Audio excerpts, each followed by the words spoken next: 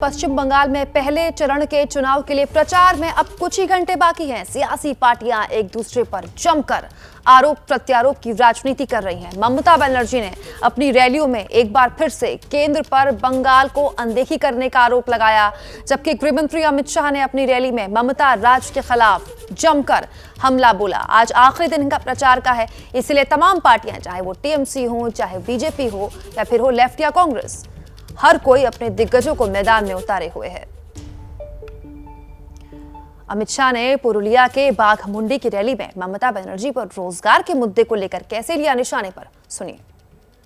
Communist हो, चाहे दिल्ली हो, तृणमूल कांग्रेस हो, ये लोग रोजगारी नहीं दे सकते। मैं आपको कहना चाहता हूं कि रोजगारी अगर यहाँ के युवा को चाहिए तो मोदी जी के नेतृत्व में एनडीए की सरकार बनाइए। आज सूखे प्रत्याशी को आपका आशीर्वाद दीजिए। देंगे ना भाई, देंगे ना? आज सूखे प्रत्याशी आगे आए, जरा आगे आओ भाई। सबको हाथ जोड़कर विनती करो कि आज सूखे प्रत्याशी को यहाँ से जिताएं। मैं भारतीय जनता पार्टी के एक कार्यकर्ता को निवेदन करने आया हूं कि आज सूखा जो सिंबल है, कि केला है, वो ही हमारा कमल है, वहीं पर हमें बदलना।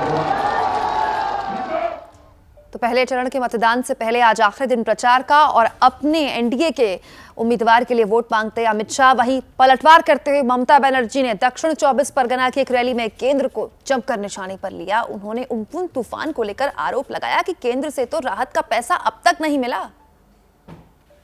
और बीजेपी आसले बोल रहे घर से निकालो मत, मैं बेटी लोग स्कूल में नहीं जाएगा, कॉलेज में नहीं जाएगा, বাচ্চাদের বাইরে যেতে দেবো না, ছেলে মেয়েদের বড় হতে দেবো না, বাইরের গুন্ডাদের নিয়ে এসে আপনাদের জমি বাড়ি টাড়ি সব দখল করে নেবে। দখল করতে দেবেন? বহিরাগত গুন্ডাদের ঢুকতে দেবেন?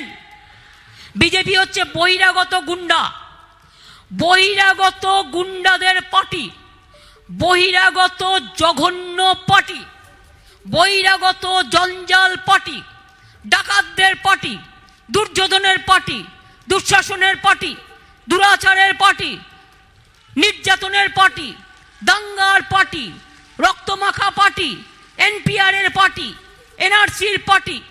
দেখুন, ইলেকশন হচ্ছে, 5টা রাজ্যে এমপিরা ব্যস্ত নির্বাচন নিয়ে দিল্লির সরকারের ক্ষমতা কেড়ে নিয়েছে। গায়ের জোর। হিটলারও এই জিনিস করেনি, হিটলারও এই জিনিস করেনি, চাউসেস্কুও এই জিনিস করেনি। যা করে বেড়াচ্ছে বিজেপির এই নরেন্দ্র মোদী, এখন আবার নিজের নামে স্টেডিয়াম বানাচ্ছে। কবে দেশটা নিজের নামে করে দেবে? নিজেকে কি ভাবে কে জানে। আবার লোককে দেখি নমস্কার করবে এমন করে যেন ভাজা মাছটা উল্টে খেতে জানে না। আর জিজ্ঞেস করুন, গুজরাটের দাঙ্গা কে করেছে? কত লোক মেরেছে? আমেরিকা একসময় ভিসা বন্ধ করে দিয়েছিল। দিল্লিতে দাঙ্গা কে করেছে? আসামে দাঙ্গা কে করেছে? উত্তরপ্রদেশে দাঙ্গা কে করেছে? আর বড় বড় ভাষণ নাটক করা, বল নাট্যকার যারা নাটক করে তাদের মানায়, তাদের এটা পেশা। আর তুমি যদি মনে করো ইলেকশনের সময় নাটক করে মানুষকে ভুল বোঝাবে, তাহলে মনে রেখে দিও, একবার সব জিনিস, একবার মানুষ একবার ভুল বোঝে, বারবার नॉय। वैसे आज चुनाव प्रचार में एक्टर मिथुन चक्रवर्ती की भी एंट्री हो गई है। बांकुड़ा के सालतोड़ा में मिथुन चक्रवर्ती ने रोड शो किया। आपको याद होगा 7 मार्च को प्रधानमंत्री मोदी की रैली में मिथुन बीजेपी में औपचारिक रूप से शामिल हुए थे और आज पहली बार प्रचार के लिए मिथुन चक्रवर्ती मैदान में उतरे। मिथुन विधानसभा चुनाव नहीं लड़ रहे हैं, लेकिन बीजेपी के लिए प्रचार का आज उनका पहला दिन था। बंगाल में झंडों और बैनर पोस्टर की लड़ाई अब सड़क और रैलियों से निकलकर खेतों तक जा पहुंची है। मेदिनीपुर के धेड़ुआ गांव में लोग टीएमसी, सीपीएम और बीजेपी के झंडे खेतों में लगा चुके हैं। आदर्श सिंह की दिलचस्प रिपोर्ट देखिए। बंगाल की लड़ाई अब सड़क से निकलकर, रैलियों से निकलकर खेतों तक पहुंच गई है। क्या कहानी है और इसके पीछे क्या चीजें चल रही हैं, वो हम समझने की कोशिश करते हैं। क्या नाम है दादा आपका? ताराबोधा सिंह। ताराबोधा सिंह, ये बताइए कि बीजेपी का झंडा आपने खेत में लगाया है और हम देख रहे हैं जैसे हम लोग आए आप झंडा पकड़ के खड़े हो गए।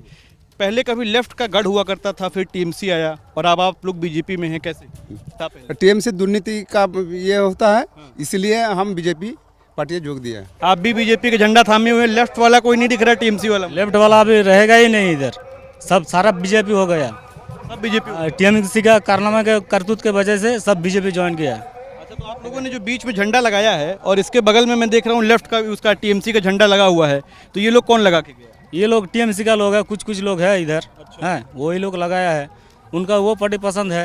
हम लोगों को नहीं पसंद है, हम लोग 10 साल देख लिए, इसलिए बीजेपी ज्वाइन किया। जय श्री राम, जय बजरंगबली। क्या करते हैं आप, किसान हैं? किसान है हम। इधर आइए थोड़ा सा। क्या नाम है दादा आपका? कचंदोले। आपने बीजेपी ज्वाइन कर ली? हाँ बीजेपी। तो सीपीएम को वोट नहीं दिया था कभी? ना सब बीजेपी दरकार हमारा। सीपीएम को कभी वोट दिया था कि नहीं? ना बीजेपी दरकार। पहले दिया था सीपीएम सरकार में? हाँ। देखिए मैं आपको और तस्वीरें दिखा देता हूं। हालांकि जो बीजेपी के समर्थक हैं वो यहाँ पर जरूर आ गए हैं हमें देखकर, दूसरी पार्टियों के समर्थक जाहिर तौर पर होंगे और अभी फ़िलहाल यहाँ पर नहीं आए हैं।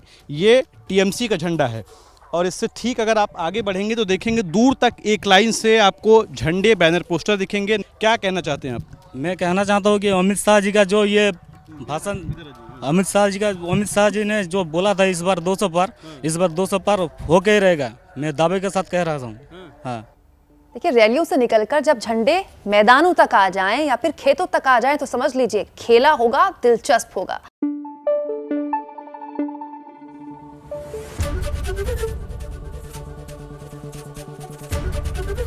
एबीपी न्यूज आपको रखे आगे।